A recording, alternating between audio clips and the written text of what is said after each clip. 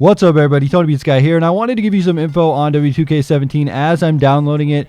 You're able to play like a demo, so you partially download the game, and then as you do that, you can play like one-on-one matches with certain superstars. You can't play with everything, and you can't go in everything, but that's just while it's playing. So I wanted to get this little video up so you guys can get a little preview, and it could also explain something that wasn't really covered too in depth in this game, and it's something that I only figured out recently, even today. Like when I played the playtest, if I would have actually been in that tournament, I would have lost. But knowing what I know now with the taunting system, I would be able to win a match.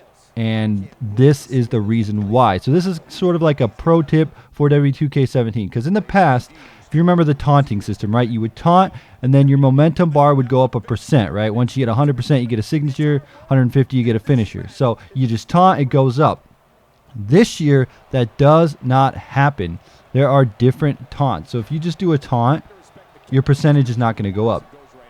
Now, let me explain the taunting system. Now, there's a crowd taunt and a regular taunt, but the way that it works is if you push left on the D-pad, right? If you have a PlayStation 4, Xbox One, you press left on the D-pad, then you will actually be able to get your momentum to go up faster. So you press left on the D-pad, you do your taunt, and then you have to attack your opponent.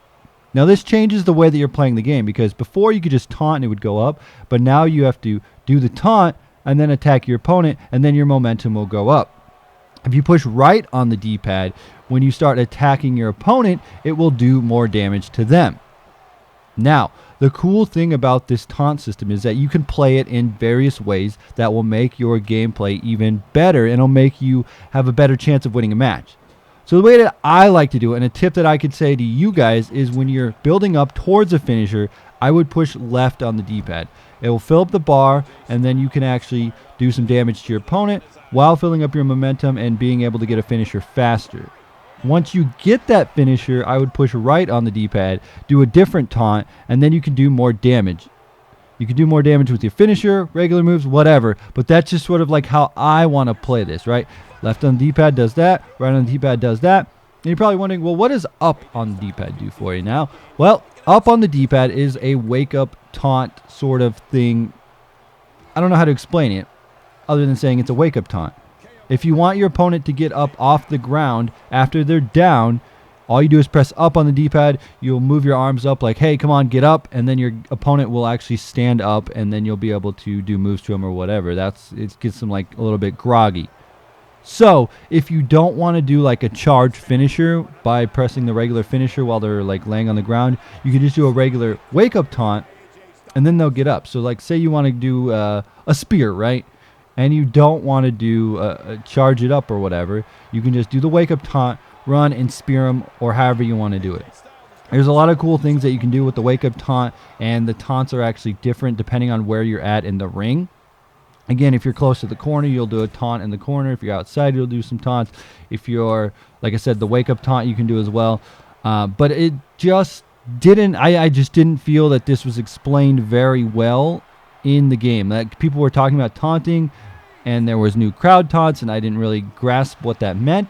Playing it, I didn't get it, but now I actually understand it. So the way that it works, press left on the D-pad, and then you can get a finisher faster, signature finisher faster. Press right on the D-pad, you'll do more damage. So the way that I like to play it, like I said, press left on the D-pad till you get a finisher, then press right on the D-pad, do a different taunt, do some more damage with the finish signature. It's all good. Again, this will make for some very interesting gameplay because you can't just stand there and taunt anymore. So that will make online matches a lot different. That'll make playing against friends a lot different. Even CPU, you play different. And it's cool because the computer actually taunts now. The AI, the CPU, the NPC, whatever you want to call them, they actually taunt now. So it actually is a very cool dynamic, and it makes for awesome gameplay. Actually, was this match right here I was playing, I actually ended up getting a 5-star match right off the way, so it was a very cool matchup. So anyway, guys, just thought I'd explain that taunting system.